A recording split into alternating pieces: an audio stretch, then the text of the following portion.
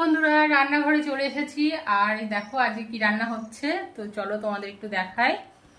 এই দেখো আজকে রান্না হবে এই যে পটল তো কেটে নিয়েছি, আর পেঁয়াজ নেই, রসুন আদা আর কাঁচা লঙ্কা নিয়ে নিয়েছি।